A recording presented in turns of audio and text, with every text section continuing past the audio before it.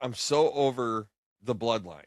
Like, I'm literally sick of the bloodline now. You took something that was like peak, and that was just when I disdained it back in the day, it was for a good reason, right? I'm kind of tired of this, but I'm still entertained. Now it's like we're trying to run it back, but there's going to be a turn. But you just keep all I started doing last night in our text thread was like just dropping memes of Vin Diesel saying the word family in different ways, shapes, and forms. Because that's what it feels like. I was like, dude, this is the worst movie of the Fast and the Furious ever.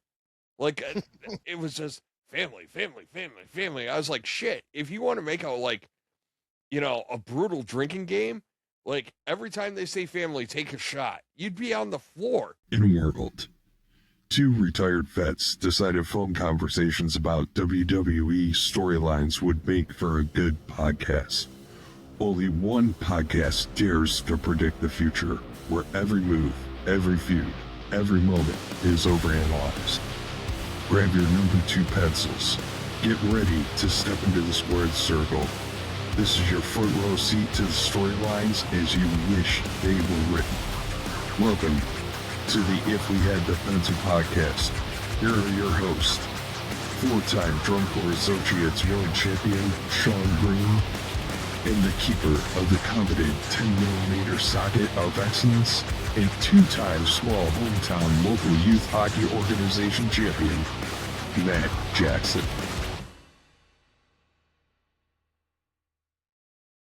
Welcome to the 20 Human Monies edition of the If We Had the Pencil podcast. I'm your host, as always, Sean Green. And with me, as always, the man who knows where the magic plug to the recliner is, Matt freaking Jackson. Matt, how the hell are you? Good. Yeah, we found the right before we went live. My wife's like running out like, your recliner's not reclining. She had moved it and disconnected the plug, so quick fix. It's great when like you know where the magic plug goes. I have the problem in my camper too. And, well, this is just for the chair. All the wiring, they'll like light up the chair and recline it, and it goes up underneath the skirt. So, yeah, I got a rave going on. So anyway, it's really cool when you get to do stuff like that because it makes you look like you're super handy without being super handy. Yeah, we all know better. We all know better. Yeah, it's been a big weekend in wrestling, Matt. Like, yeah, Raw, SmackDown was killing it. Raw was great until it wasn't. You know, it was all good. It's an exciting day for podcasting. Like right before we started talking, like I found out that the Bills unveiled the 3 giant bison that are going in front of the stadium, and I'm just like, for those of you that don't know, right? Like, obviously the Bills are getting a new stadium. Woo! We're all excited, right? Now, the biggest talking point since the very first render came out was these giant effing buffalo statues that are going to go in front of the stadium. And like the fact that the renders came out, they're going to be cool. It's going to be awesome. But like, man, exciting day. Exciting day. And then my little medical procedure, I'm coherent enough to podcast. Dude, let's get it. all righty. But yeah, let's just dive on in. Sure. SmackDown. We've got a lot to talk about and get through, and we'll probably go off the beaten path on a couple of things, but we'll bring it back on. Faux show. So one of these days, I'm going to bring my old military compass with me on the show just to make sure we stay on track. That ain't happening. No, they probably don't even work anymore. I can always throw my Stetson on, and it'll be great. Now, so we kick off SmackDown, and Drew is beating the crap out of Fatu in the parking lot. Fatu gets busted open later on. He attacks Drew in the arena and puts Drew through the table. They are working very quick, fast, in a hurry to get us to give a damn about this match because, you know, Cody has the title. Yeah, that kind of stuff. Yeah, we're still working with our butt hurt over Drew losing the title. But I loved it.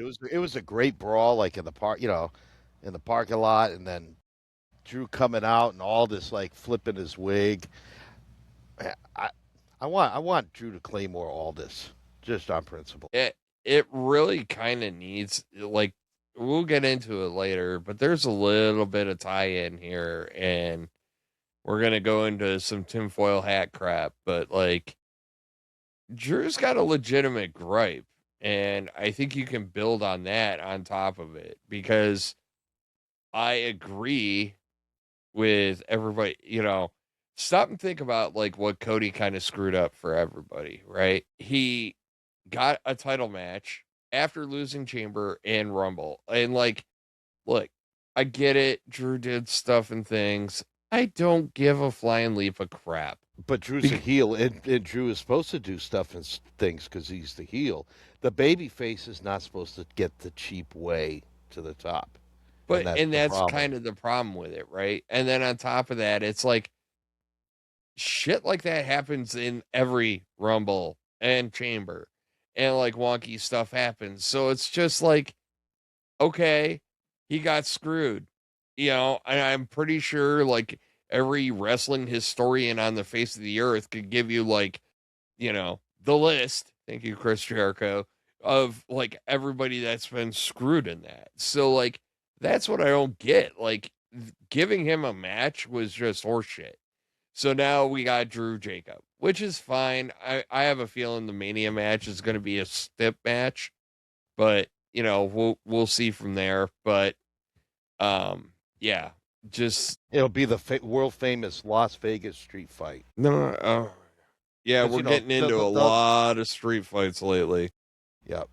So yeah, you got to call the street fight. It's named after the city it's in. That's like a new rule. It can't just be a street fight because if it's a Vegas street fight, I want people getting beat in the head with like roulette wheels and stupid shit. Like, I want Vegas themed stuff. Somebody better learn how to throw cards and like chop people up. I don't know. Figure it out. But and showgirls just walking aimlessly throughout the arena. That'd be awesome. Rehashing the WrestleMania where Liberace was there. Like, yeah. Go for it. All right. So we get a title match where Priest and R-Truth defeat the MFTs. We know, first off, the grumblings from the IWC. They're like, R-Truth has already done the tag thing with The Miz, blah, blah, blah. And I'm just like, yeah, well, Priest needed something to do. And honestly, the MFTs and the Wyatts do not need a title to do what they got to do. And I think it's smart to get the titles off of them. And I think that there's a little more going on with MFT. You got the whole Shinsuke getting into Dude's head. I just say Dude now because like I can't tell the Samoans apart. Tama. I do. What? Yeah, sure, cool. I'm actually getting good at this now. I'm figuring them out. Lots of T's. Got it. And lots of T's. Lots of vowels. Tall is easy because he's the tallest one. Tala. Okay, cool. Yeah, got it. Yeah, word association. It helps. But they don't need it, and I think that like, him splitting off is eventually going to come. I do like later on they have a segment and they're talking about like, hey man, you started like it's taboo now between the two shows to be like, yo, you starting to sound like Roman. Like, and I kind of liked it in this context coming out of this because it was like, it kind of keeps the MFT, because last week Roman kind of did the Samoans come to me, kind of deal. And, Punk touches on it in his promo on yesterday, but like, it keeping the MFTs off that plate kind of makes me happy because like, I don't want this like cluster of all the Samoans. Just right now, the MFTs have their own drama, and then they got to deal with the Wyatts, and then they'll probably look at getting their titles back. I like Priest of Truth going over. I don't know if they're going to get a WrestleMania match. I could see them defending Friday Night SmackDown WrestleMania weekend because it seems like the titles that don't make the big show are defended on that SmackDown. I mean, I think you do this every effing title that you own. We've talked about this. Every effing title that you own needs to be on WrestleMania. Yeah, Period. and I What's the agree with point of that. a title if you're not? You have 2 effing nights. Make it happen. There is no zero zilch, not a reason that a title should not be defended on WrestleMania. Period. Yeah, that's 11. They have 11 titles. So Okay, they have cool. they have the 2 male world champions. They got the 2 female world champions.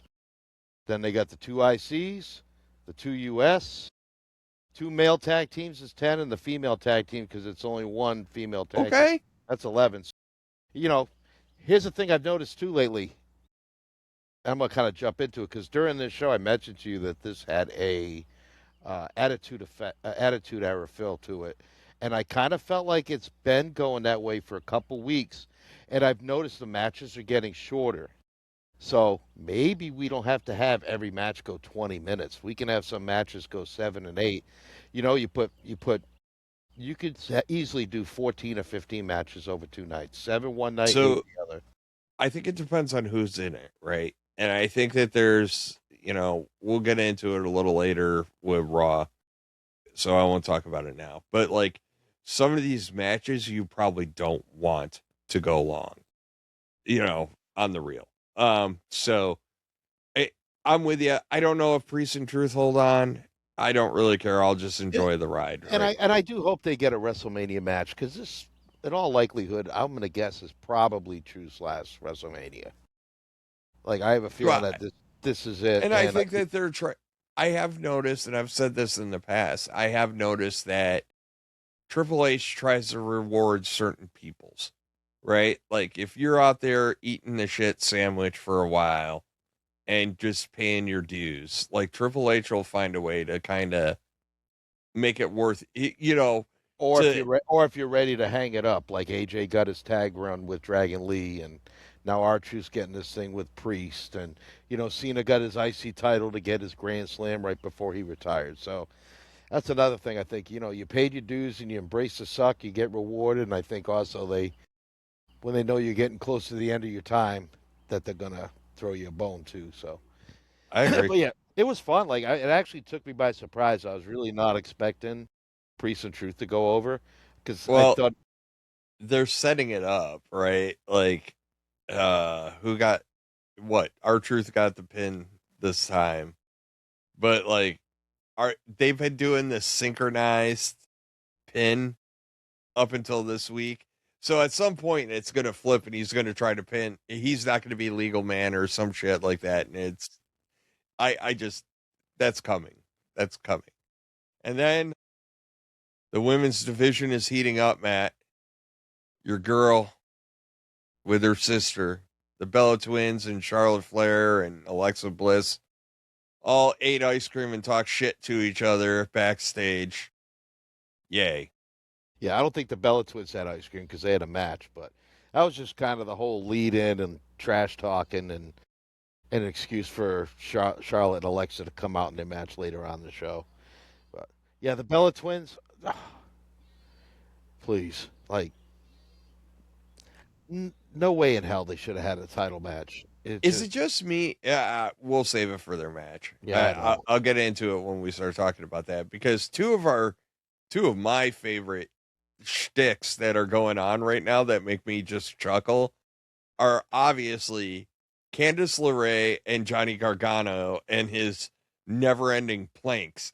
Like, has anybody done so little to earn a paycheck as Johnny Hey, Johnny, you're just going to lay around everywhere. All right. Do I still get paid? Yup.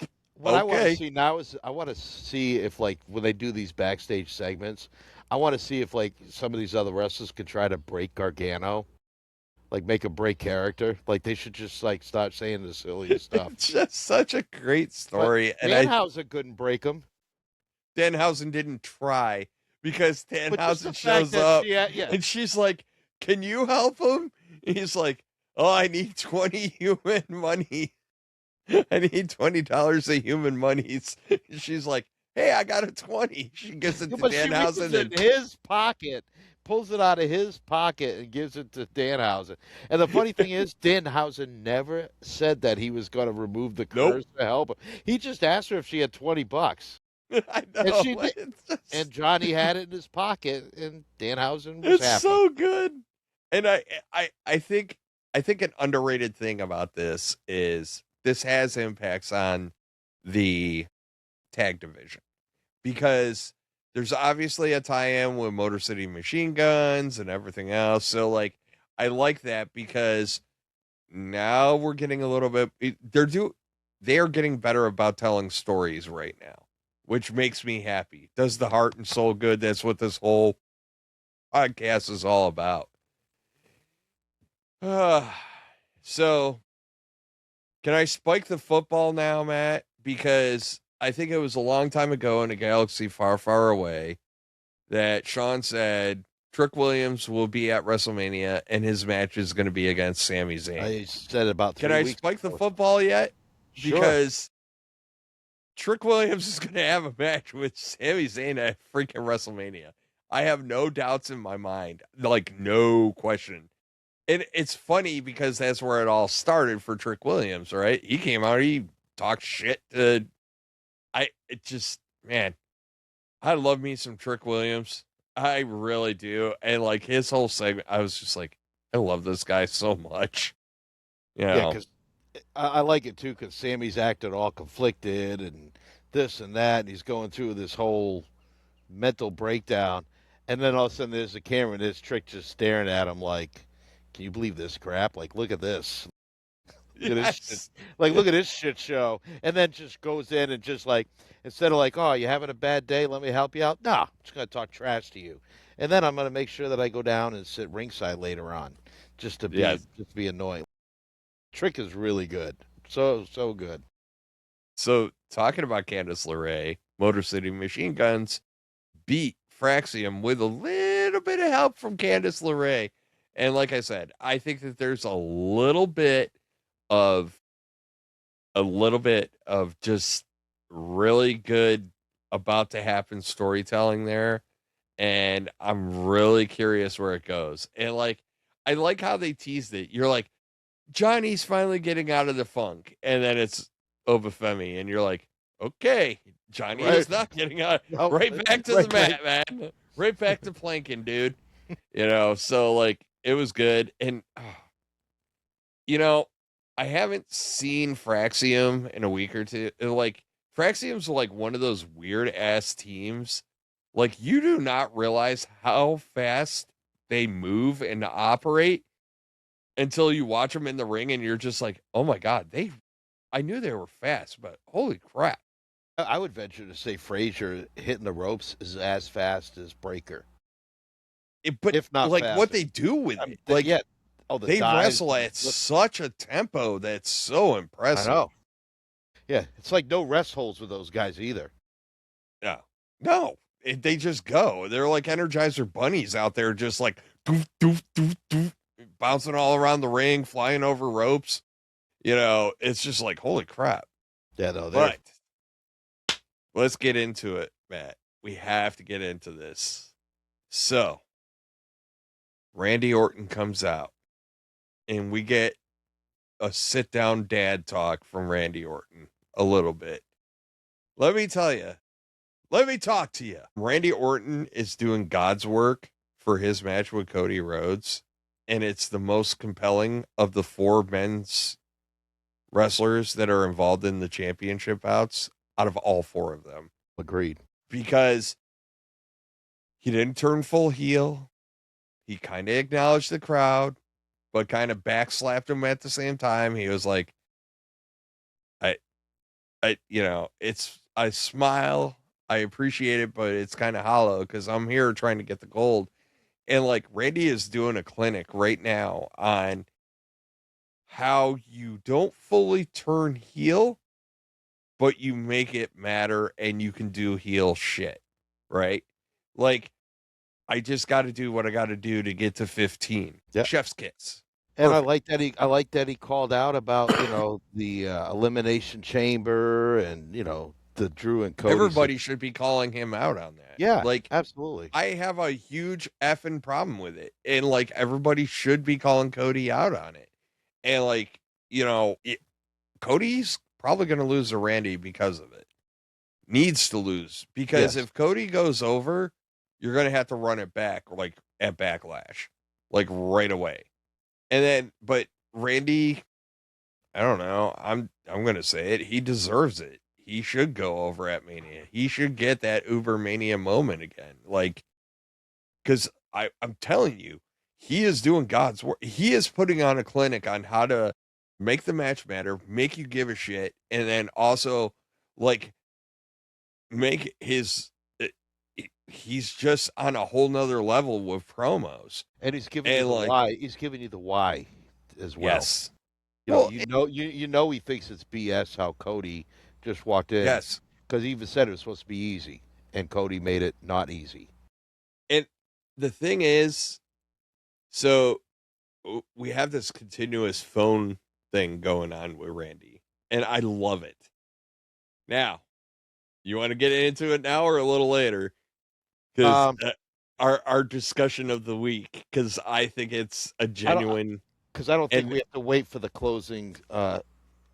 Well, you want to get through when him and Jelly Roll talk later on, or do you want to? Yeah, let's do that. Because that's kind of important, which kind of sets up for the end of the show. But the end of the show wasn't as important as I think these first two segments, or three actually. Well, he lays out Cardona in the back. Yep. For like questioning him, respect my authority style. So, well, going back to Trick Williams, man. Like, so Aleister Black defeats Sami Zayn, and Trick Williams is ringside, and Trick's just got it in for Sami, man. Like, he's throwing his whatever his magic juice is called, and throwing all that other crap out. His lemon pepper steppers. He's feeling himself. You know that, right? Yeah.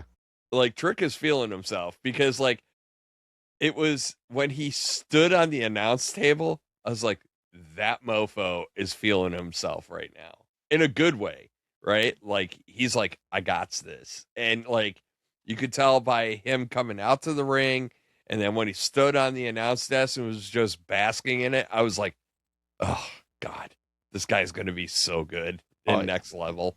Like, no, the future's very bright. So like, it's going to be him and Sami. Like, it's all leading up to that, and I hope we don't get this like kind of what they do. I know I'm all over the place, and I don't really care. Kind of like what they did with Becky Lynch and AJ Lee, right? I hope they don't do that. Which is like, fine, you want me? WrestleMania, let's go. And it's like, it's like, okay, but so after that, Jade calls out Rhea and loses a promo battle yet again. But in fairness to Jade, it was an interesting angle, but she did good work. Yeah, it was kind of interesting to see Minchin and B-Fab join in on the beatdown of Rhea. Yeah, but we kind of saw it. So, like, the script on that's already been written, right? Like, Bronson Reed beat the crap out of Seth Rollins. Braun Breaker beat the crap out of Seth Rollins. And what do they do? He brings them in. Now you can't mess with me anymore. And now you're getting that with Jade, right? Like, now I got some take care of my light work. You know what I mean? So it's, I mean, the formula's there. And it gives B-Fab and Mitch something to do. So, as always, because I'm a huge stand for Danhausen. So we get Kit Wilson with The Miz and Danhausen, and ladders start falling. Just let it go, man. Like, I love that guy so. They're using him the perfect amount right now, right? Like, you just get that break in action, or you just get that little shift of a gear, and you're just like, cool. Well, that's kind of what got us into in Chelsea Green. Yes, she only had a little bit. Like R-Truth, I mean, for a while he was a star and had a lot more time, and then his time went away, and then we we get a little But bit of R-Truth to get excited. but But our like, truth is like the thing is you don't need a lot of our truth either, no, right? you He don't. just did like dumb shit. I'll never forget when he's like in the back of the clubhouse when he thought he was part of Judgment Day, like eating their shrimp and stuff and just chilling and getting crap everywhere. Like, yeah, like Was little it was stuff like that. wasn't that Cody's when like The Rock was trying? Maybe it was It Cody's was when The that I Rock don't. was trying to. Yeah, that's when The Rock was trying to buy Cody, and he got him his own dressing room, and It doesn't matter. Like yeah, it's all well, yeah, great with him, and it's like no, it's the definitely, same with Danhausen. It's the same. Chelsea Green with the damn wheelchair is like next level too. Like it's all great stuff. And props to Kit Wilson, man. He's making his crap work too. yeah. I do think that you're probably on the right track. That this is going to end up a Kit Wilson Miz tag team, and it, you're thinking what Danhausen Wilson and and Jelly Roll. Jelly Roll? I don't think so. We'll see what happens this Friday night when Kit Wilson and Jelly Roll when they fight. We'll see what happens. We'll see if the Miz gets involved. We'll see if Danhausen gets involved. I mean, I don't know. I mean, I threw it out there. I don't know who else you can put in with Jelly Roll. The problem is like I Jelly Roll's I had like, one match and Danhausen is yet to have a match in WWE. but I like your idea of Danhausen, hosting like WrestleMania housing. You know Like, what I mean? yeah, Like, I love that idea true, so true. much. That's why the curses are so important because we'll get to it for Raw, but he's 4-0 with his curses. If I'm the general managers, I'm nervous and like if his curses are working, that's when he can really make his demands. So, he could curse the whole roster if he doesn't get to host like one of the nights. So I do like that. And like, I, I just, to quantify what Danhausen is, because like, I've seen a lot of people like, this is just corny as F, they don't get it. Look, as somebody that goes to a ton of football games and, been to hockey games too, one thing that you'll learn is during intermissions, during commercial breaks, there's always little games and silly stuff that goes on, right? It's just to break up the monotony. So, yes, you're there for your primary reason, but sometimes you need a little bit of a break. That's what Danhausen is. Danhausen is that time, at least for me, when Billy the Buffalo comes out and starts flinging t-shirts into the stands. You know what I mean? Like, it is what it is. It's just a break in the monotony because otherwise, like, they're starting to figure it out because otherwise, like, SmackDown and Raw become a slog, right? If it's just match to match, promo, backstage, promo, match, whatever. You got to kind of break it up and you got to entertain me a little bit. So we kind of touched on this earlier. After that, Solo yells at the MFTs backstage. He gets, I guess it's the version of being cursed out in Samoan, which is being told that you're starting to sound like Roman Reigns a little bit. And like, I hope that there's a story for this, and I'm going to get into it when we talk Raw, but I really hope there's a bigger overarching story with the Samoans, but we'll move on. So, you know what, Matt? These two cannot put on a bad match together. Ilya Dragunov and Carmelo Hayes, like, I don't know how many times you can keep on running it back, but I'm never bored. No, Those actually, matches are always so fucking good. yeah, this was an A plus match so far. If you would ask me right now, what's the best wrestling match you've seen this year, I would have to say it was this match from last Friday. So far, I'd honestly have to go back and watch all their matches this year and like kind of yeah, score it out. Like this one was really good. They both like beat the tar out of each other. they were bringing new stuff to the mix too. I like I know that which they're one you're changing talking it about. up. The earlier match they had where Dragunov got his nose or face busted and like 2 minutes There's in. just been so much good stuff out of those two. But the problem is that like as amazing as their chemistry is, I think they both need to go a different direction. I mean, Hayes has been getting a good variety with the open challenge, but I think that, eh, it like, I look, if you told me they're going to wrestle again next week, I'd be like, okay. Like, you're not going to hear me complain about it, but in reality, you probably need to stop running that back or come up with a stip match at WrestleMania and be like, all right, one last time. Maybe you Because at have some point, Dragunov just go, I have to swing for the fences one last time. One last time we run it back, but let's do it this way. You know what I mean? But they haven't, like, their matches have been clean. Like, there hasn't been a lot of horse shit in them. So it's just like the matches have been clean. So it's like you can't even extrapolate that Dragunov got screwed or whatever. Like, it's just been clean. It just worked out that way. They've beaten each other clean. So it's like, it's just that they're so evenly matched that any given night, the title could switch hands. Plus, if they're going to keep the title on Carmelo Hayes, I would kind of want to see him get embroiled with a feud that means something. The open challenges are cool. Again, like you said, the Dragunov stuff is awesome, but I want to see him like carry like a he three, needs a foil. he needs a 3 month plus like feud with somebody that'll cover a couple of televised matches, a PLE, wrap it up in a final PLE or something. But I want to see how Carmelo Hayes can do with like a legit foil, not just the Miz, like above that. Not crapping on the Miz, but I want him to get serious. Like I want him to have a serious foil, like that causes him some unrest and discomfort. The Miz All right. doesn't make anybody uncomfortable. So let's talk about Jelly Roll. I need to talk about Jelly Roll quite a bit. So one report I saw, I think it was Jacob Fatu actually, it was pointing out that when he ran into Jelly Roll at the Performance Center, Jelly Roll insists on paying his dues, right? He cleaned the mat. And Jacob was like, and I was kind of, anytime I find an intriguing topic, my social media go to is now let me start scrolling through the comments and hear what all the curmudgeons have to say, right? Nobody's going to agree on everything and everybody's going to have like negative takes and everything else. And one thing was like, what's the big deal? Like indie wrestlers do that, blah, blah, blah, blah. It's like, bro, this is Jelly Roll. He's huge.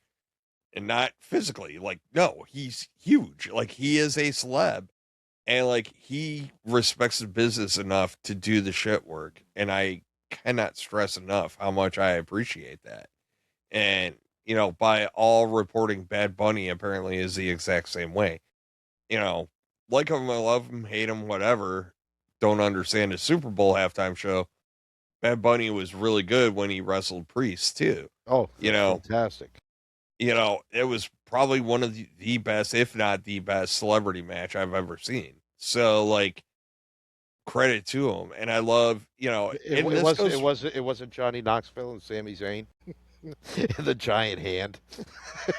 Matt, there was a giant PVC mouse trap at the end of that. A giant PVC mouse trap involved in that match. Ugh. Sorry, I had to bring it up. Sorry. Oh my god, that match! I will say that Bad Bunny and Priest was one of the best celebrity matches. I can't think of one that was better, to be honest with you. Like, but I digress. And we heard the same stuff around SummerSlam when Jelly Roll wrestled, right? Like Triple H pointed out, he said, get down under 200 or whatever the weight was at the time. Dude dropped it like a whole fucking person. Yeah. Oops. F-bomb slip. Yeah. He dropped like, but I mean, like, he dropped a whole person and like, yeah. The writers actually had him written to go over. He's like, nah, bro. Like, I need to take the bump. And he took the bump and he took the L. And it was like the right thing to do. And Absolutely. like, it just shows that he really does respect the business. And, he might not be the most prolific wrestler in the ring, that mofo can cut a promo like nobody's business. He is better than like if probably half the roster at cutting Yeah. promos. Just that heart-to-heart he had with Randy Oh, backstage was like I so I good. was like, just have him on every week. Like he did that back and forth with Randy. I was like, just have him there every week because like he actually made me feel something, and it was like a legitimate conversation that somebody would have, and it made sense. It's like, and it was, hey, I battled Demon. You know, sometimes we get these promos that are meant to be like in depth and feeling, and like, you know, they kind of like, hey man, I've had a bad run too, and it No, this comes felt across more as one up guy, not no. compassionate guy. And like he came across totally compassionate. Like it'd be like me talking to you, man. It came across, it rings so true. Like, hey man, you're in a dark place. I know you're in a dark place, but I'm here. I'm here to help. I just want to give you some perspective. And it was so good. Well, it came across like they were having a private conversation that the cameras just happened to catch. Because Yeah. It that's what was that's what it felt like. Because it really felt like Jelly Roll was being sincere, and I like the fact that Randy like still listens. This is why Randy hasn't gone full blown heel, because otherwise I he. I I feel like I if think he puts a hand on Jelly Roll, then we might be talking a different story. I don't want him to do that though, I don't right? either. Like That's I the one I person I don't want him I touching. think I think that the best way to do the Randy Orton character is the guy off his meds kind of character, right? Like we need to see Randy just unhinged at times but reeling it back in, and it's the guy where like, hey, my meds ran out or they didn't get the balance right. You know, it's if you do it that way, everything that Randy does makes sense. If everything Randy does to further to get him to 15, it makes sense. So, like, the backstage segment, but then Jelly Roll's got to go out and he's got to deal with Kit Wilson. And, like, they're like, Jelly Roll's like, you want to go? Let's go right now. I don't even give a shit. Like, yeah, I'm all right, cool. Jelly Roll, Kit Wilson, let's go. And Kit Wilson whips out it. We're gonna do slam poetry, and I'm just like, okay, where are we going now? We know First thing I'm thinking, Kit, like, well, Jelly Roll was a rapper before he was a country star, so I'm a thinking lot of people picked up on that on this may social not, media. yeah, this may not go well for Mr. Wilson. I think it was harder for Jelly Roll to keep it PG rated than, which is why it came across as a bunch of your mom jokes. But like, I Well, think he was trying. who doesn't like your mom jokes? No, they were perfect. I mean, And like, especially when we're in the military. Like that was I know. long field problem. You're running out of shit to talk about. Let's just go to your mom jokes. Yeah, and it was good. It was good stuff. And like Kit Wilson had good ones too. And I Yeah. appreciated it. And I was like, ooh, Jelly Roll might get smoked here. I was like, how are they going to get out of this? Because like he had the great thing with Randy in the back, and I'm like, okay. Kit Wilson actually threw down, and Kit opened the door by saying the word Willie, and that's all it took. yeah, and then I think, Any penis reference becomes fodder for great well, poetry. CM Punk will tell you we're in the shit talking business. Mm-hmm. He said those words. Kind of Anywho, he's talking. yeah, we'll save that for later. But I got to give Kit Wilson props too, man. Like Oh, he's he's fun to coming up watch. with shticks that are sticking, right? Like his little intro dance sticks, his toxic crap sticks, his slam poetry thing is like actually kind of funny. And I hope like every promo battle he does, he's got to have this because like when he did it with Obafemi too, he was like, well, I didn't really have this hashed out because he knew he was going to get his ass beat. Yeah. You know, it was like, yeah. So just, yeah. But no, I appreciated all of it. And I, in some way, shape, or form, Kit Wilson and Jelly Roll are going to be at Mania. Yeah, Now, well, they are fighting Friday night on SmackDown. That's been announced. So well, something will go sideways, but yeah, of course it will. I think that's where it's leading to. Somebody will interfere, Miz. He'll get cursed again. All right. So the tag team champions, you know, I forget what their Boy, new name is. this match Nia here and will put Lash. asses in seat, won't it? And then it was That'll the sell Bella Twins. tickets. Yeah. You know what's funny? I wanted to ask you about this. I didn't I try to be open minded with every even returning folk, and I try to give them a fair shake. But does it feel like the Bellas haven't added anything new to their arsenal and they're kind of just wrestling the way people wrestled back in their day? I get that vibe watching their move set, and I'm like, Very basic. It's very dated. Like unlike AJ Lee, who still uses some of her old stuff, but she's adapted pretty good to the newer I style. I just think that like I as I was watching them this week, I was kind of like, okay, you guys got to hit the enhance button, right? Like, because we got to remember, like the evolution of women's wrestling, they started off in bullshit gag crap, right? Like it was mud wrestling and jello Yeah. wrestling and, Jerry Lawler just look at the puppies, blah, blah, blah, and all this other crap, right? And then you had people like Trish Stratus, Lita, that really upped the game quite a bit and started throwing down. And then, it's kind of taken off from there, but they also had to start at the ground floor, right? Because they almost had to build the women's program from scratch.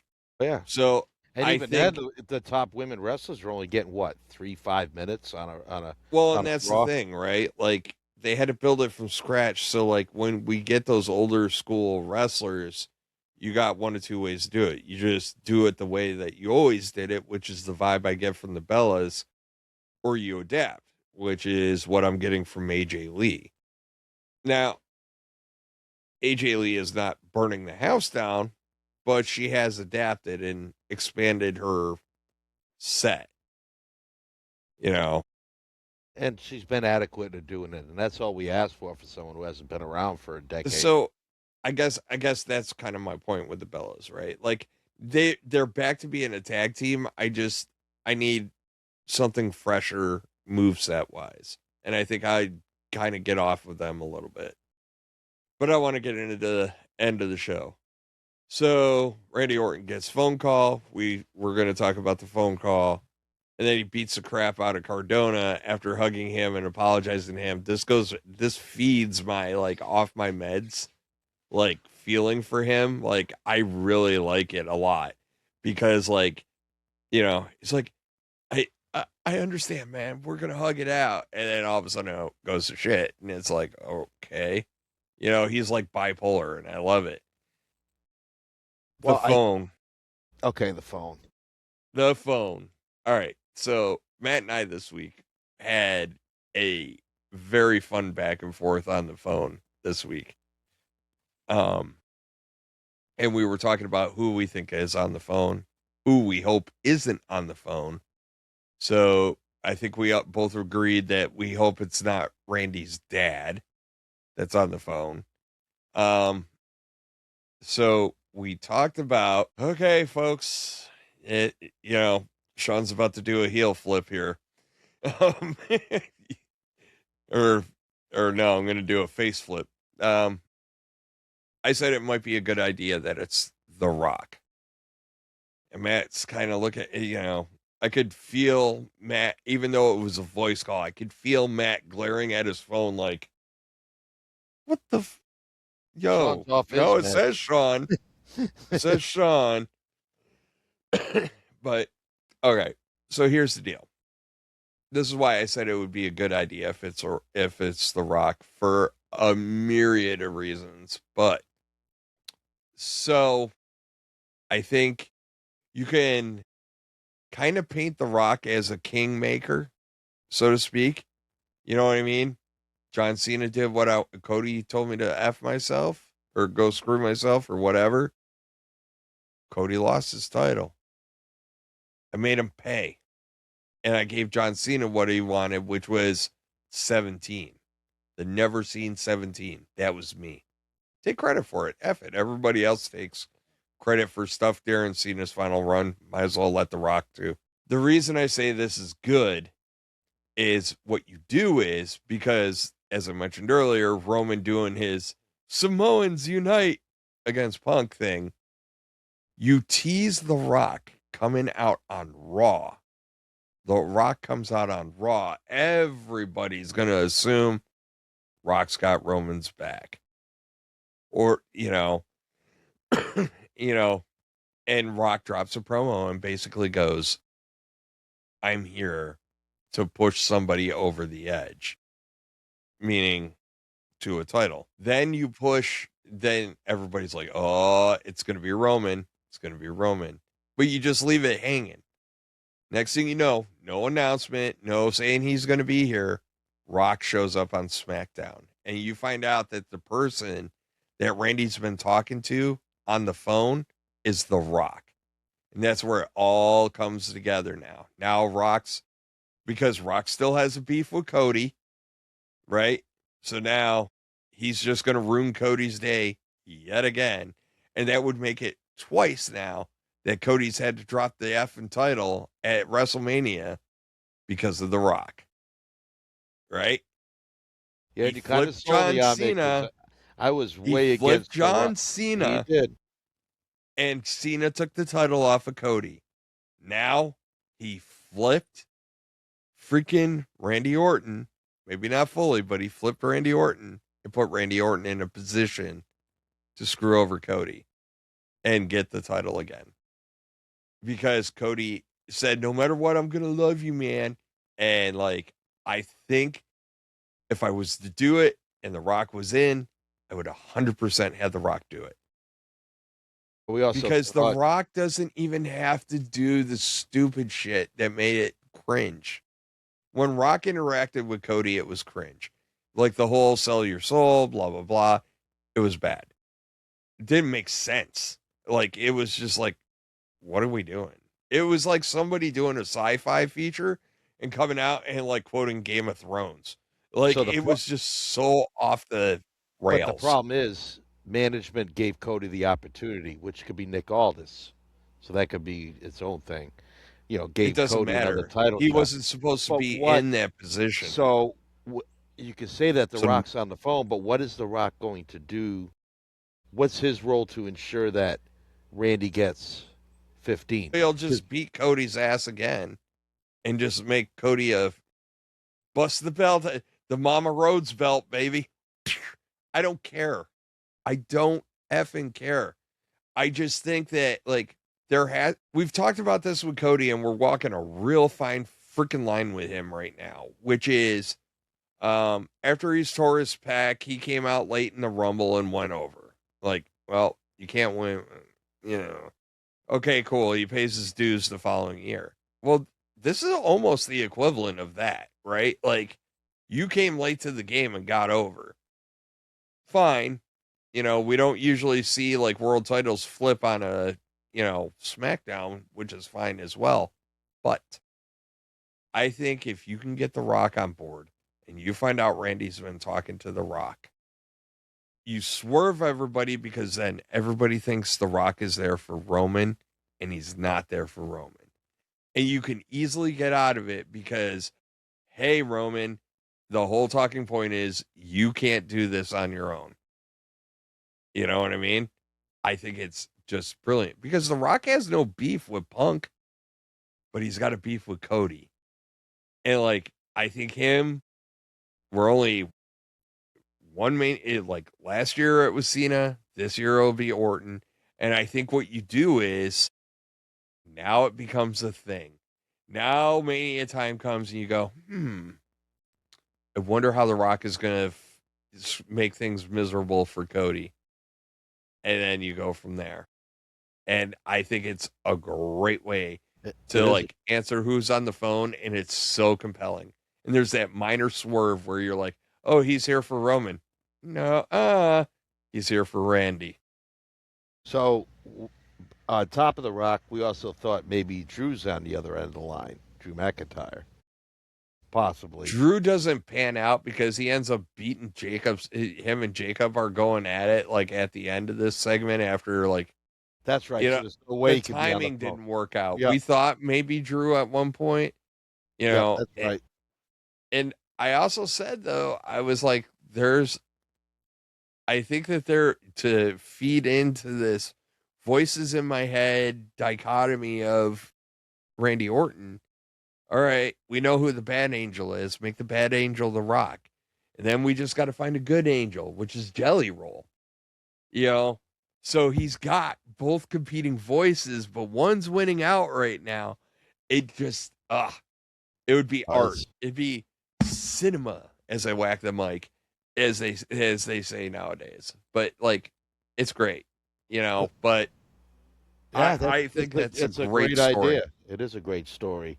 Will they pull the? Will they? You think they'll pull the plug on it and Hell do no. it? Of course not. Not unless the Rock's writers are actually listening to this podcast, which you said we're up to 110. Every one closer means somebody in WWE is stealing our shit. Yeah. So, So, all right. all right. If it's not The Rock, then who's on? I don't know who you do. A small smidgen, small part of me hopes it's KO. I don't know KO's medical status. I'm a huge Kevin Owens fan. Me too. Huge. But like Yeah, in some 'cause ways, I hope it's but I think that if we see KO back, I think you're going to see him partner with Seth Rollins because I think that's been the talk. But why can't he just get one last shot at Cody? Because they had a memorable feud. yeah. So I don't know. I would like to see. I'm real interested to see like they're going to have to unveil it here soon. could it be Paul Heyman? There's no tie there though. Like Heyman's got his hands full, to be honest with you. Like No, but we'll get even into it. Heyman has some. He's not a. He and Cody have some history. All right. But Well, let's fast forward. Let's just Yeah. move on to Raw, man. Let's get into it because I was I'm gonna sure say, a lot of this yeah, because Paul's got enough going on at Raw. I don't think he has time to do stuff with Randy. because he was it on- was Monday night, Paul. It pretty much All was. freaking night. So Brock comes out, Paul Heyman talks crap, and then finally Obafemi comes out and flips Brock over the top rope, and it's like, oh, Heyman's excusing everything. He's like, Brock crushed like 30 dudes. He got distracted by Seth Rollins, man. Obafemi got a cheap shot.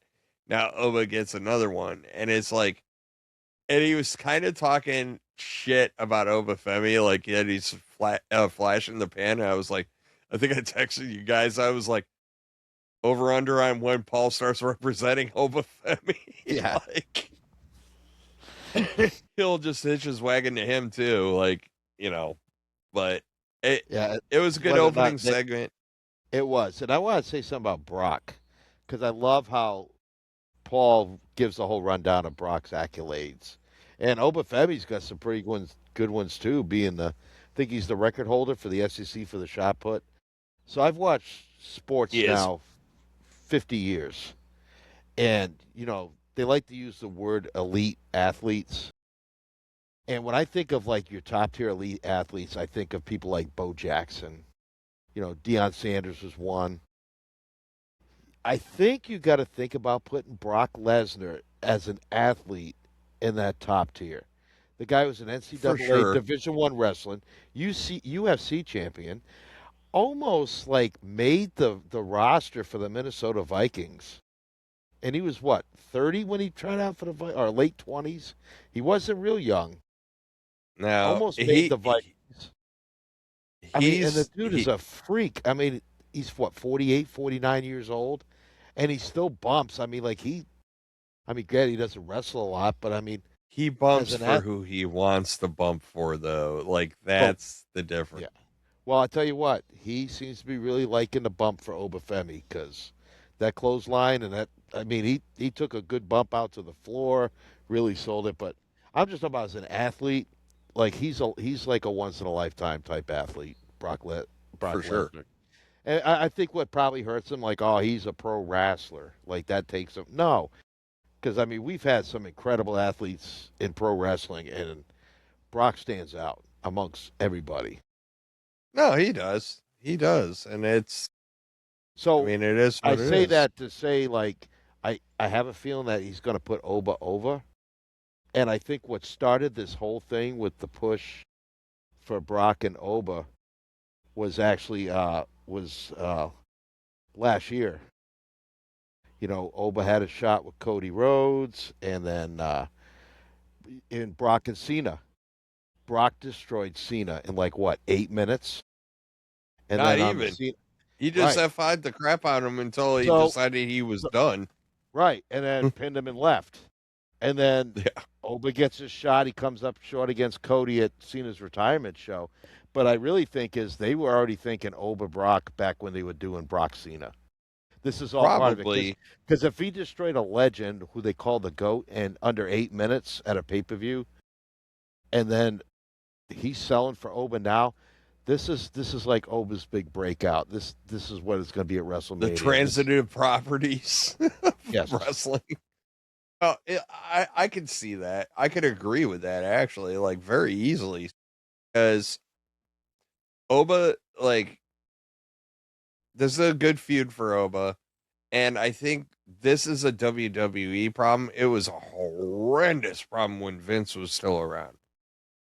When you have people that are monsters, right? You have a hard time finding opponents that are credible to make them lose. And Brock is one of those guys. It is very hard to come up with somebody that is, especially somebody young like Obafemi, that seems like a legitimate threat. And they're doing a good job of building him as a legitimate threat. So yeah, and I loved it. he doesn't back down from Lesnar. I think it's gonna be a fun match to watch. Will it be a classic? No, but neither was Rock Hogan at WrestleMania 18, and that's one of my favorite matches. So I think for That's true. just star power and I just of what could happen, I think this is going to be a highlight of the WrestleMania weekend, at least for me. But that's all I got to say about that. Hey, so did you know LA Knight's on Raw?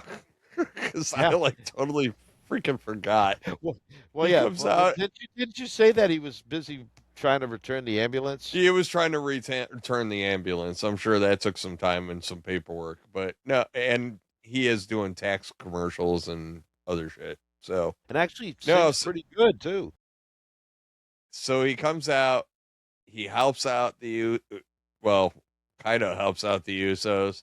Takes the brass knucks from Logan Paul and Jay Uso, who apparently is also off his meds right now, loses his shit, gets them DQ'd, and just cold cocks both Austin Theory and Logan Paul. Right in front of the And referee. yeah, didn't care. Just, yep, I'm off my meds. I'm out. And like, he just, and okay. Well, I'll save it for later because we're going to talk a lot about Roman Punk. So, I mean, overall, it did what it needed to. You're going to always have traction. You're going to have traction problems with Theory and Logan Paul right now because you just need that third to kind of carry on and make Paul significant because they're kind of an afterthought. You know, Paul's going and dating his old girlfriend again just because he needs some affection. Not Logan Paul, like Paul Heyman, like you know what I mean?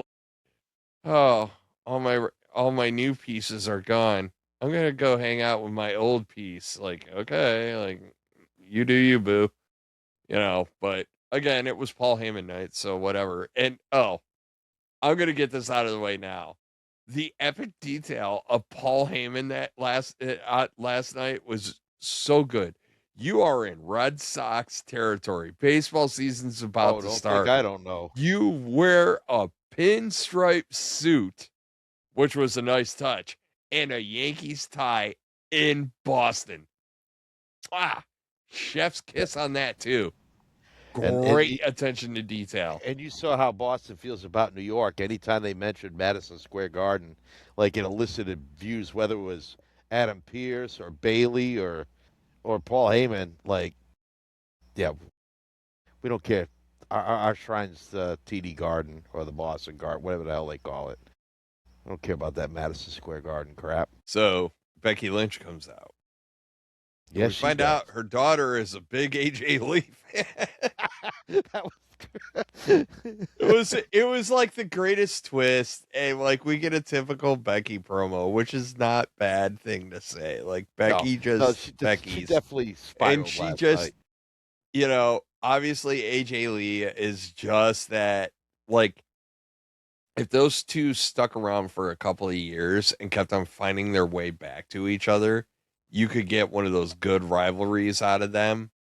But Becky sometime it does have to go over. But you know, it was great.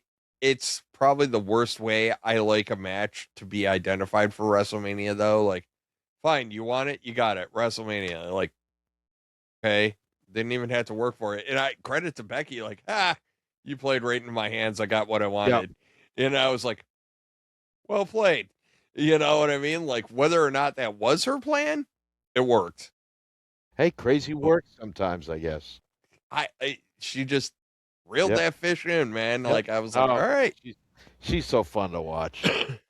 Yeah, I get it. It's not a lot of people shtick with her, but like you have to appreciate the game, and she's very good at it. And Well, she she even is, talked about how she came back to focus on making the IC title important. So she gave you which why. was profound. Yeah. It was Now we know why truly, she's not.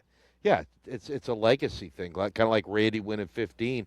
It just adds to Becky's legacy to make the IC title a super relevant title. So it, sure. and it's legit. And we've seen that with in the women's division, especially. Like we've seen those bigger stars take over the mid card titles, the US titles, the IC titles, the women's tag titles. And they put a lot of star power behind them. Now the IC feels big.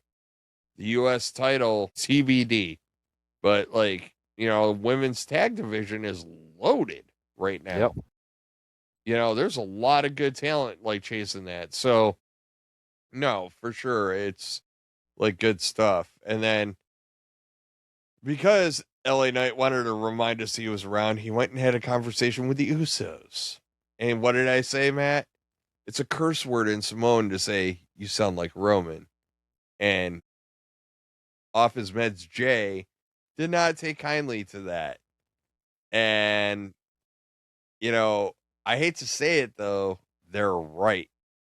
And we're going to get into it. So I'm not going to belabor this, but I just think it's hilarious that like both shows are like, yo, you sound like Roman. And it's like the ultimate curse word, right? Like it's not like somebody like there's worse people to look up to or anything like that. They're like, no, that's bad. It's like That's mentioning the bad. name of the person we shall not name, you know? Yeah, exactly. So then we get a fun match and a weird story, which I'm not going to belabor the story because I want to see how it kind of plays out a little bit more. So we get Javon Evans and Grayson Waller. It was nice to see Grayson Waller like wrestle for a while. Javon took a little bit of too much Red Bull in this match because dude was flying everywhere, and sometimes I was like, this dude's gonna get himself kind of hurt if he keeps on going at. It's not his pace; it's the moves, dude. Yeah. Oh, Like he he had, shot out, he shot between the ropes, overshot Waller, and almost landed on his head or his yeah. face. And Paul Waller's trying to trying to adjust so to get in the way. But he But just launched like a damn and then torpedo. Like, and then was it freaking Javon did this like backflip holding the rope and some flippity flop into a counter move and like the fans like ooh and ah. Like Kid is like amazing to watch. He is so good. So good.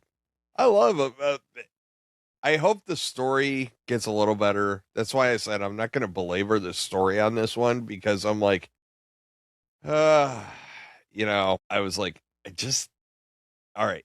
I want to know who he is, and I want something sustainable for him. So not a bad thing. His in ring shit is just amazing.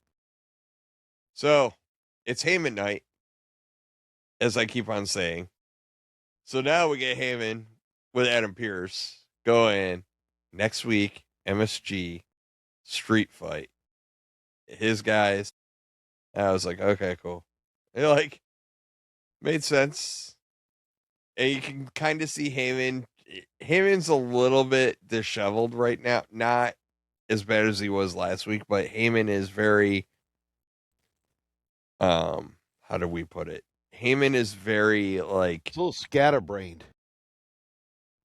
he's getting pulled in a lot of directions, and it's kind of showing. When Pierce told him that, because when Pierce told him, like, that's something to consider for next week, meaning we're going to see it next week, Heyman was ready to snap back with, like, thinking he was going to get rejected, and then realized, like, he had to reel himself in, and it was nice. And then he comes out for this promo, and he basically just goes, I'm here all by myself. Everything's gone to shit.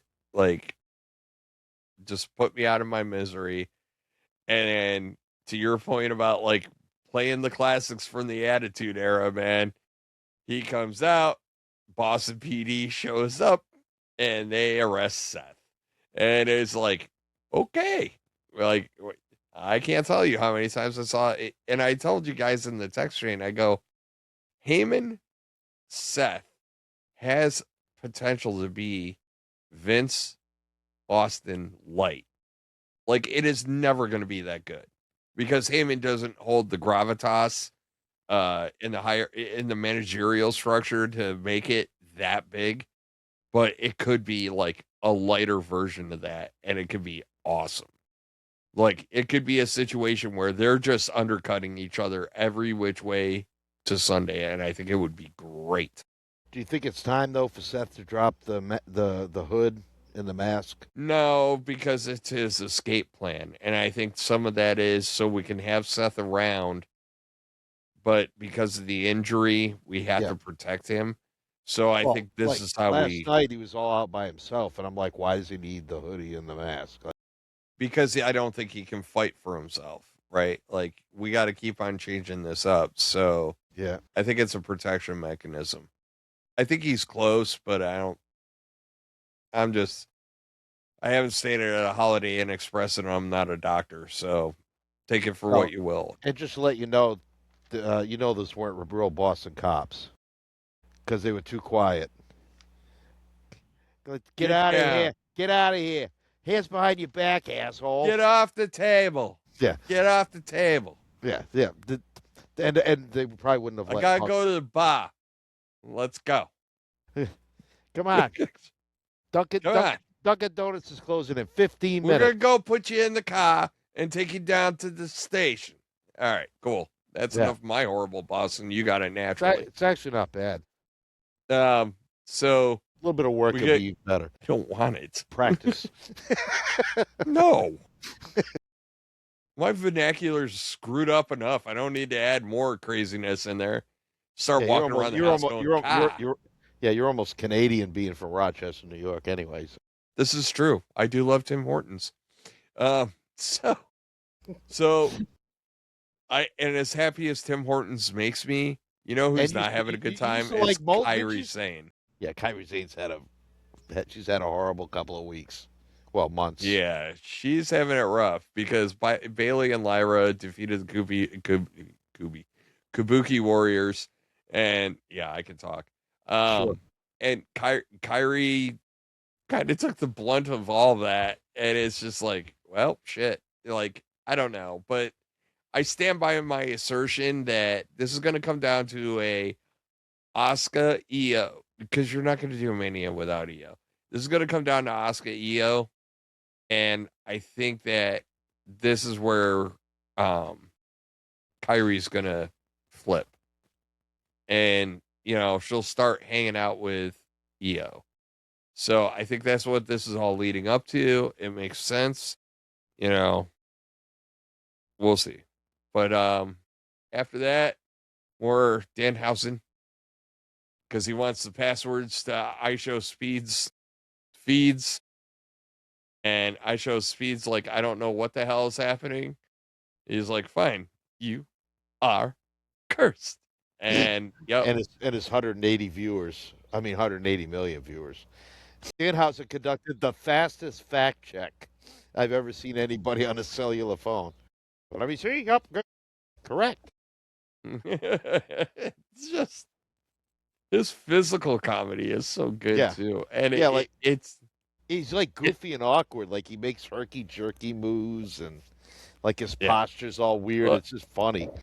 Well, because like even like we talk about it all the time with the list of demands paper that he had, where he's like holding it up like this, and it's just like even the phone. It was like and I'm like, bro, like this is great. It's like I think I was mid conversation when he came on in my house, and I was like, shh, and they're like, oh, wait, what happened? And I was like, hold. Quiet house. After the Danhausen segment, and I was like, okay, you may continue. Because I gotta get it all, man. Like I love that crap. And you know who else I love, man? Penta. Yes. Penta is awesome. And Penta and Dom was a good match. It went almost exactly how I thought it was gonna go. Right? So Vakira attacks Liv, which nice little brawl, by the way. Yes. Like it was actually a well done brawl. That was another Attitude Era feel, like fighting back in Gorilla, and then watching a bunch of hapless men just stand there, not knowing how to break up two girls fighting. Where's the cracked security, man? Like where is the security? Just saying. Yet again, remedial training. Yes. But no, I like that they fought, because they used to do that a lot back in the day, fighting gorilla and all that.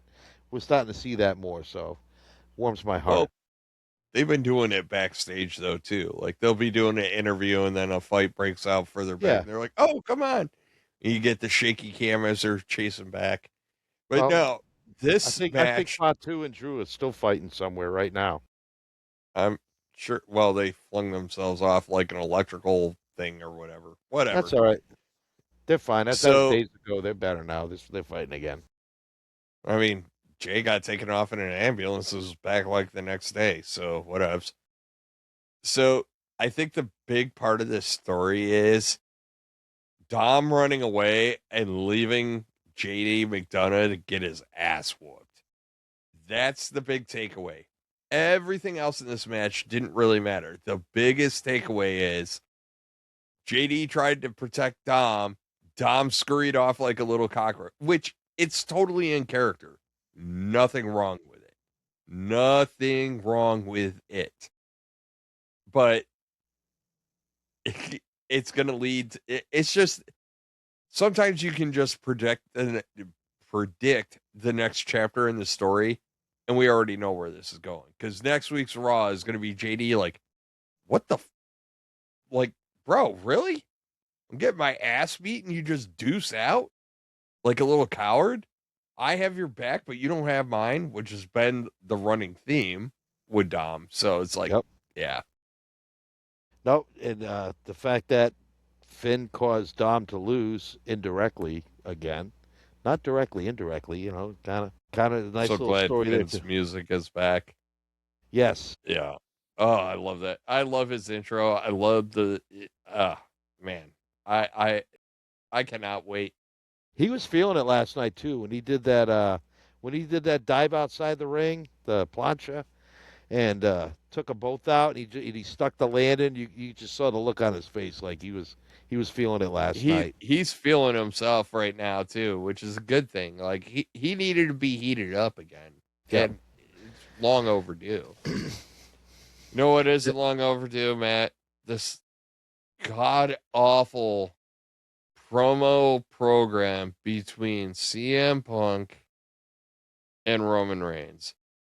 Jimmy warns Punk to watch his mouth going out because Jay's on the warp, i.e. Jay's off his. So we get the Usos come out after. I'm having a hard time with Punk promos right now because there's like 2 seconds of gold inside 10 seconds of shit. Every freaking promo.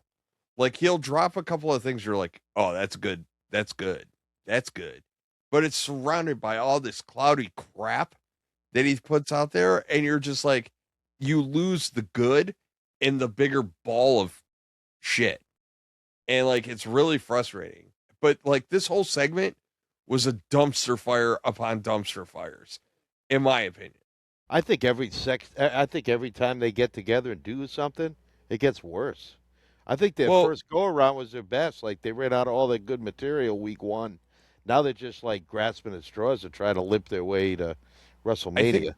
I think what I wrote you though was most cases good promos, they do good promos. They're just doing lines. Like, and that's how it comes across to me. There's no flow to it. It's There's like no flow. I It's I not say thought out. something, you say something. I say something, you say something. I take a cheap shot, you retort my cheap shot. Blah blah blah, and But acknowledge me. like, I guess I guess my whole thing is, and it's just the type of person I am, right? Especially when you have 1 week to come up with something, a rebuttal, right? I'm gonna stew on that and come with some like, I mean, he had some decent stuff. He's like, I'm proud to be old. All right, cool, get it, got it. That was a good thing. You answered that question.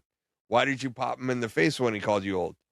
Basically, it was like, I'm gonna have the guy that was number two to me talking down to me. All right, cool, makes sense. But it was surrounded by so much other fluff and bullshit, and it was just like brass tacks, buddy. Bottom line up front, short and sweet. And he can't do it. And he's trying so effing hard to be edgy on the mic that he sucks. I'm saying it. He sucks. And it's not very compelling. And they're so disjointed. So let's fast forward through all the promo bullshit because I can't remember half the crap he said. Well, I didn't like when Jimmy and Jay came out, and then Roman came out, and then like gave Jay a hard time. Well, like why you get involved in my business? Well, why didn't you march your happy ass out to the ring about 3 minutes before your brother came out or your nephew? Like it's so ridiculous. Like with Roman, holier than thou attitude. Like how dare Well, you? it's not just that, right? Like, why are you second? So, on one hand, you throw a hissy fit when people say you're starting to sound like Roman. On the other hand, you've just acquiesced to him anytime he's around. So, which is it? And then, like, I get that in It's like a family di keyboard. It's like a keyboard warrior, man. They'll get on social media and they'll just run you up one side and down the other. But if you met them face to face, they wouldn't say two freaking words because they're too but it's chicken not even shit to. that though. Like, But I that's how it get comes across with Jay. When Roman's not around, Jay's like says what he wants, does what he wants. But once Roman like tells him to back off, all of a sudden he's like he just kind of like a little dog cowers away. And But it's so annoying. Like, I'm so over the bloodline. Like, I'm literally sick of the bloodline now. You took something that was like peak, and that was just when I disdained it back in the day, it was for a good reason, right? Like, it was, I'm kind of tired of this, but I'm still entertained.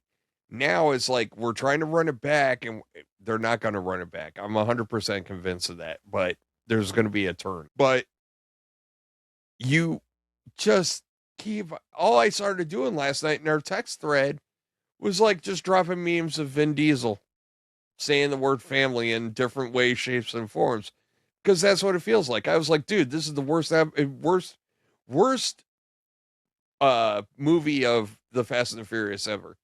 Like it was just family, family, family, family. I was like, shit, if you want to make a brutal drinking game, like every time they say family, take a shot, you'd be on the floor. Like it's yeah, ridiculous.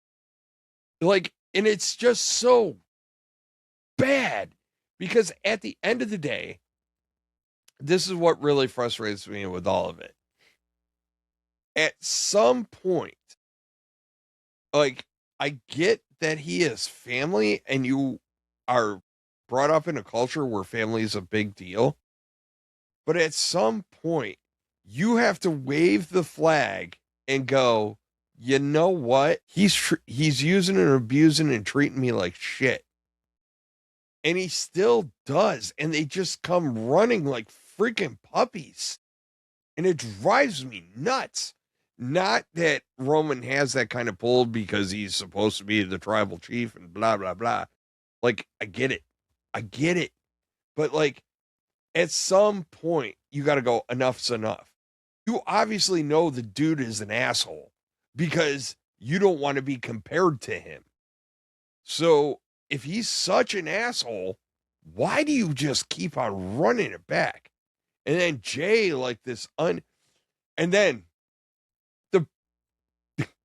the thing of things, Punk gets done saying none of the Samoans can do anything by themselves. So what happens? Jay hauls off to take a swing at Punk. He gets knocked down. Then Jimmy piles on. Then Roman decides to kick it in and legit like sucker punches Punk. He Superman punched him in the back of the head, which is kind of a bitch move. That is the definition of a side bitch. You know, that was just saying. But like, I think what it is they're trying to make this match work, so they're trying to make somebody the heel. But it's you can't in this. Yeah. If you can't in the same breath go, he's got to do it himself, and then turn right around and have the Usos running around. Right? I don't give a shit that they got out of the ring eventually. I don't give a shit that, like, you know, Jay sitting there screaming, get his ass, Us, whatever. I don't care that he destroyed Punk. Because guess what? He didn't get the first shot in. He didn't do it himself. Whatever he picked up after the fact, it still wasn't just him. Commentary tried to spin it and tried to say he did all this on his own. He didn't. And the best part, the one good thing, the one redeeming thing that came out of that segment was Punk laughing at his ass at the end. After getting put through a table, Punk laughing. Yeah, that was a good, that kind of saved the segment. It did save the segment because Punk cracked the code. Punk, as much as ever, and I think it's by design that it looks like, you know, all these people on social media right now going, "Oh, Roman's 5-0." That's up for debate. He might be 4-1, 4-2, or 3-2. But anyways, Punk at that point basically just said, "I got your ass." Got him. Got exactly what I wanted. And like, it's beautiful because him laughing at him and not really caring that he just got his ass beat. He's just like, all means to an end. So when it looks like Roman's like getting over, it's really Punk getting over right now. And it's very minute detail stuff, and I liked it. I liked that part of it. But everything leading up to it was a shit. Yeah. Yeah, the promo battle stuff, they need to they just can't do it. Like no. It's so, and not for as long as they want them to do it. Fake. Gosh, it goes on forever. It's so hollow and fake. It really is. It is rough. And I calls it the way he sees it. You know, it's rough. And I don't know what to tell you. Like, you know, but what I will tell you is that the Punk laughing thing changed the entire storyline for last night. And it basically said Punk knows something that you're not, that Roman isn't realizing right now. And I don't think it's Jay's taking over, right? Because like I said, Jay's off his meds. But what I do think is happening, I might finally get my wish of Roman being isolated. I want that so badly, and I need him to lose isolated. Because then he realizes he basically used up all his goodwill with the family on top of everything else, and then he gets humbled finally. But I digress. The promo was shit.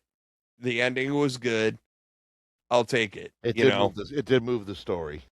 It moved the story with Punk laughing at his ass. Yep. Because that right there basically said, like, no, you're missing something for Roman's side. You're missing something. So, yeah. No, but so you know what's not missing, Matt? Our subscribers. Yeah. Tell everybody where to find us, dude. YouTube and Instagram and X and TikTok. Sorry, man. I'm like blowing a gasket trying to remember where we're located. It's the same We're everywhere. We're everywhere. Same damn 7 sites we're at every week. Spotify, Apple Podcasts, and I think that's it. Again, we'll have shorts up. My God, I'm like falling to pieces here. Like I know it's been so great. We've been like deep diving here. Yeah, folks, the tank's empty. But hey, it was. Again, we want to thank our subscribers and also our dedicated watchers and commenters. We appreciate. We look about Wednesday. I'm looking forward to hear from Ocean and got a few other. My father-in-law gets on there every now and again and makes a comment. So we appreciate that. So please like, share, subscribe. Does it count if the comment is just I don't get it? That means you're watching and like you're trying to figure us out. So touche. That's the big thing. And please hit that notification button on your different social media apps. So when we go live and post videos, you'll be notified and watch them. So That's all I got from the Sunshine State for this week. Yeah. So folks, like Matt said, check us out on all our socials. Definitely hit the like and subscribe button. And all I'm going to tell y'all, no spoilers yet, but we are participating in Podmania this year. And it's going to be really cool. Details are getting hashed out. We're all going to be all over the place. So, like, I think I said this last week, picture Radio Row at the Super Bowl, only with podcasters that aren't anywhere near WrestleMania because it's too damn expensive. So, but anyways, thank you everybody for listening. Thank you for everybody for checking us out. And as always, have a great week. And we'll talk to you guys next week. All right. Talk to y'all later. Thanks again. Take care.